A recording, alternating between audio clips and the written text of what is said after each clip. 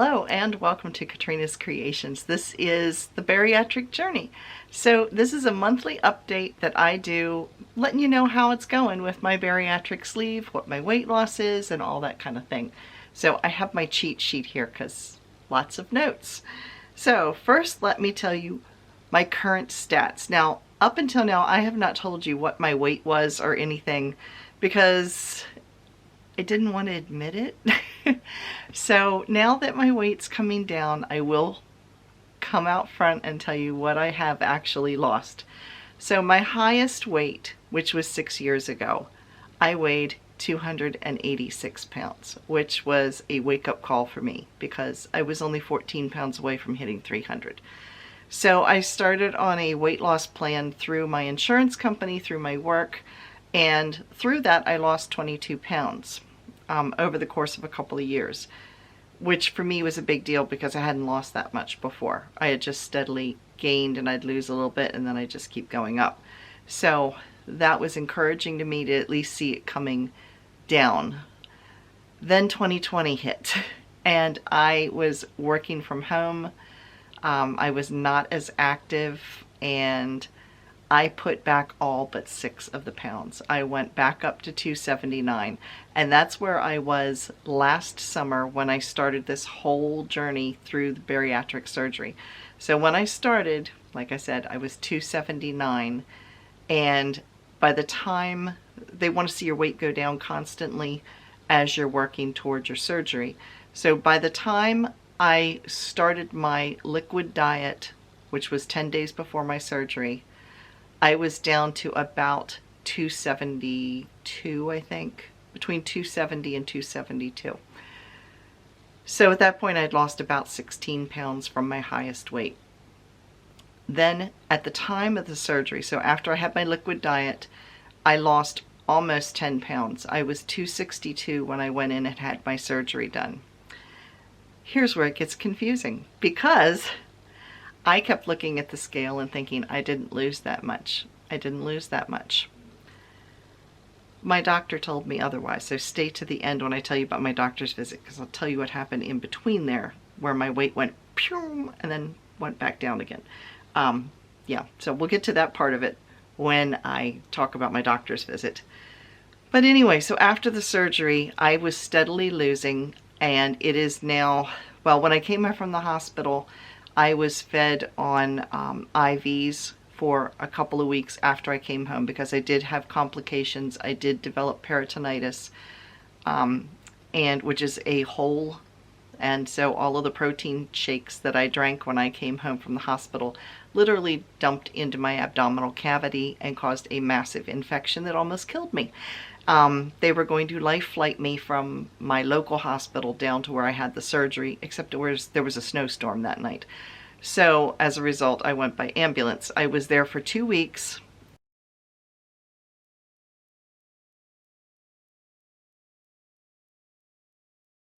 And they pumped me full of water. I had no idea how much water they had put in me until my doctor's visit. But they pumped me full of water trying to flush the infection out. From what my surgeon has said, she literally had to rinse off some of my internal organs because all this stuff was all over it. So lots of fluid. Then they put me on lots of water pills like Lasix and stuff to try to then get it flushed all the way out of me. I was at the bathroom constantly. It was like, yeah, it was awful. But anyway, when I came back from the hospital, the final time, I was still on IVs for about 2 weeks, and the IVs that had the food in it were very high caloric because that's the only nourishment you're getting, and they're trying to replace everything that was messed up because all of my blood work was all messed up at that point. So they didn't start really counting my weight loss until I came off of the IVs, which was, I think, like the first week in April. The end of the first week, beginning of the second week in April, before I was actually able to start the diet and start eating what I should have been eating and all that kind of thing. So I am currently, let's see, April, May, June, July, August.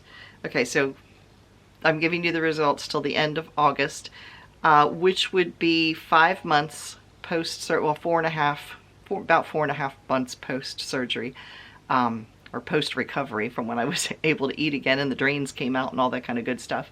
So since that time, I have lost 42 pounds. It's not as much as I would hope, but it is steadily going down. I find I'm plateauing. Like in August, I went down a couple pounds, and then I sat there and I went up and down and up and down and up and down, just a pound either direction, and then it would go down again and go a pound either direction and then down again. But it is steadily going down. So overall, from my highest weight until now, I have lost a total of 66 pounds.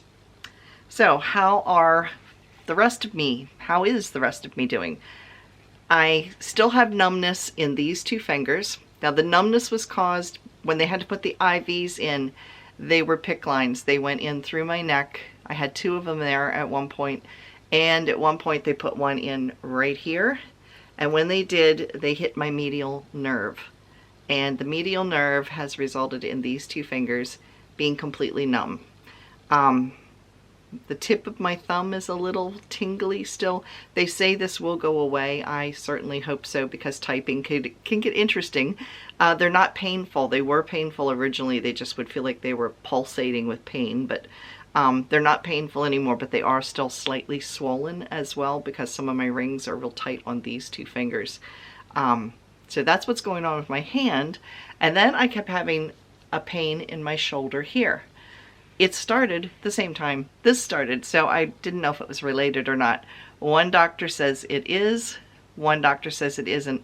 They said it's indirectly, because they actually fed the IV, came up through here, up over right in here, and then down into my neck where it went right down into my carotid artery. That's how I was getting fed. So anyway, the one doctor does feel that when it went up through here, it maybe irritated the ligaments in my rotator cuff that are in the front, because I get this pain when I lean forward.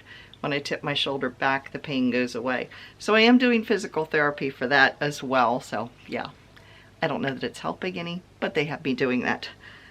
So how about the hair? Yes, I am still wearing the wig. I have dyed my own hair. It is coming back. It is coming thicker, but I have no bangs yet. My hair, I'm not going to take my wig off, but underneath here, my hair is very, very thin still, right where my bangs are. So once my bangs grow in, I'll be able to take the wig off and feel a little more normal. I did dye it though the same color as the wig, which is my natural color before I went gray, simply because some of it's getting longer and it was sticking out in here, and you'd see this like strand of gray hair, and it was very obvious I was wearing a wig. So now if it falls out from the wig, you know, it can get hidden a little bit more.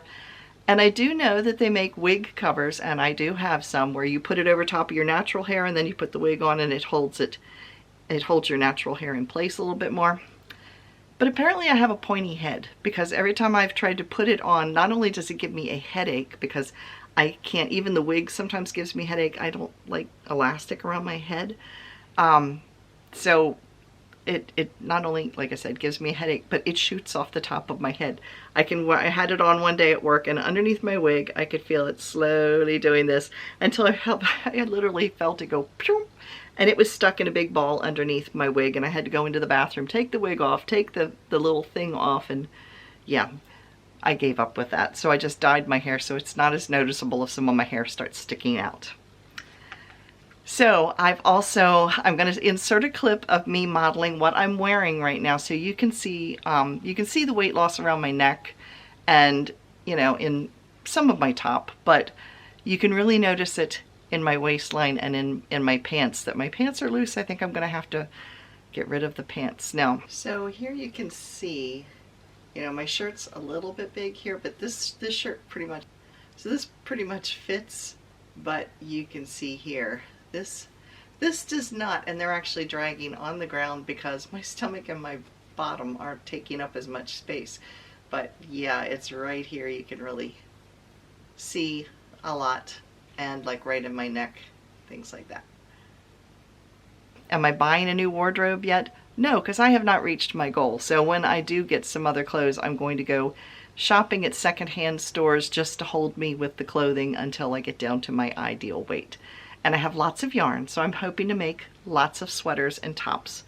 I am not making knitted or crocheted skirts or pants. That's not going to happen, but tops? Yes, so I got lots to do that. So now let's talk about the doctor's visit and what I learned there. So this was with my surgeon.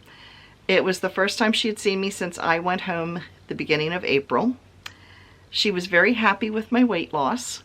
When she saw me, which was about a week and a half ago, I've lost a couple pounds since then, but she was happy with it. You know, she was like, compared to where you are, she says, you were over 300 pounds at one point. I went, no, I wasn't. I was never that high.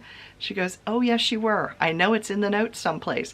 And she started going back through the notes. She says, when we filled you full of water to try to flush this infection out, she says, you were 315 pounds. And so, yeah, that's how much water they had pumped into me. It was over 55 pounds of water I was walking around with. So it's no wonder when I went home the first time and had to go back to the hospital that I couldn't climb up the 2 steps into my house. That would explain it. So yeah, I had no idea. So she said, when you think about the fact that at one point you were 315 pounds and now you're 200, at that point I was 225. She says, you've lost 90 pounds. I was like, oh, I was ready for a pep rally. I felt really good after that. But I'm glad I'm not carrying that much water around in me. No wonder I had to run to the bathroom all the time when I was at the hospital. Yeah, so anyway, she was very pleased with everything she saw. And I go back and see her in February, so I'm hoping at that point to be closer to my goal. I'm looking forward to hitting Wonderland, which would be when I get below 200 pounds. So I've got 20 pounds to go before I get into that little magic land, so we're hoping for that soon. I am using a stationary bike. I found that if I set the settings so that I don't have to bend my one knee as hard, I can do it. I'm waiting for knee replacement, for those of you who are not aware, so I have to be really careful as far as the exercise end of it, because yeah, I get cortisone shots in my knee to hold me till I get the knee replacement. The knee replacement is happening sometime after Christmas. My surgeon recommended that I wait until I'm totally back to normal, but I just would rather wait till the winter time because the job I have, I'm out on a truck. I work for a library and I'm on a bookmobile. I'm in and out of a truck in all kinds of weather, and I don't want to be working during the winter time and take a chance of either slipping or twisting my knee before surgery and messing it up, or coming back to work and slipping or twisting my knee and messing up the surgery. So my goal is to have it done during the winter time when it would be the most dangerous for me to be on the truck with my bad knee. So that is the goal there. And I think that pretty much covers it. So it's been an exciting month. I do these bariatric videos once a month. So it's usually the first Thursday in the month. So thank you guys for watching, and thank you for being my cheerleaders through this. I really do appreciate it. And I enjoyed the comments from those of you who have been through this. I think it's encouraging to hear what other people have gone through. It's like our little pep rally. So yeah, so thank you all for everything. And I will see you again for our regular videos on Saturday and Wednesday and all that kind of stuff. So see you later. Thanks for watching. Bye, everybody.